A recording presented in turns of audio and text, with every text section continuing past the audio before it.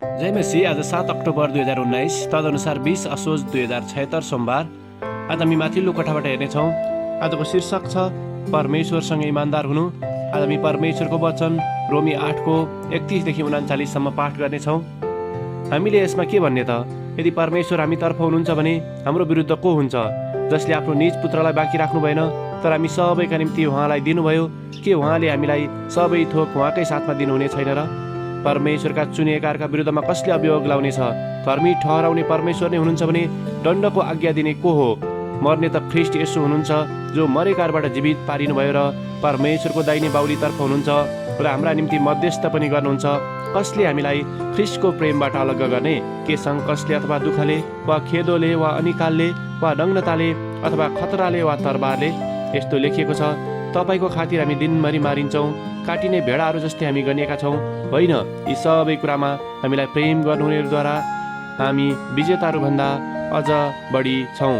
किनकि म यो पक्का गरी जान्दछु कि मृत्युले वा जीवनले, स्वर्गदूतहरूले वा प्रधानताहरूले, वर्तमानका कुराहरूले वा पछि हुने कुराहरूले वा शक्तिहरूले, उचाइले वा गहिराइले वा सारा सृष्टिमा भएको कुनै पनि कुराले ख्रीष्ट येशू हाम्रा प्रभुमा भएका परमेश्वरको प्रेमबाट हामीलाई अलग गर्न सक्ने छैन।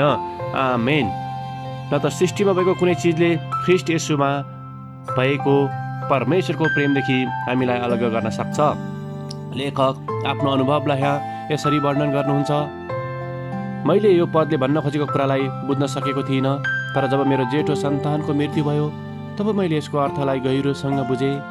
त्यो बेलामा म विभिन्न भावनात्मक उतार चढावको परिस्थितिबाट गुज्रिएको थिएँ र यो पदको साँचो अर्थ के हो भनेर आफैलाई प्रश्न गर्ने गर्दथे।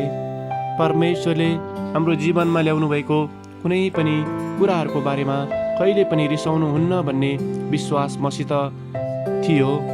कुनै पनि चिज, त्यो वचन मसँग बोल्दै थियो।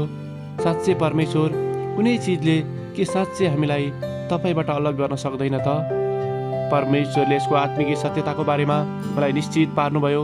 मैले थाहा गरेँ कि यो वचनमा तिमीहरूलाई केही पनि हानि हुने छैन भनेर लेखिएको छैन। यसले भन्दछ कुनै चिजले हामीलाई परमेश्वरको प्रेमबाट अलग गर्न सक्दैन।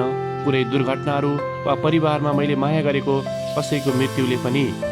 जब हामीलाई परमेश्वर हामीसँगै हुनुहुन्छ भन्ने कुरा थाहा हुन्छ, तब हामी हाम्रो साँचो भावनाहरूलाई परमेश्वरको उपस्थितिमा पोख्न सक्दछौँ। तब परमेश्वरले प्रतिज्ञा गर्नुभएको जस्तै हामी निको हुँदै जान्छौँ।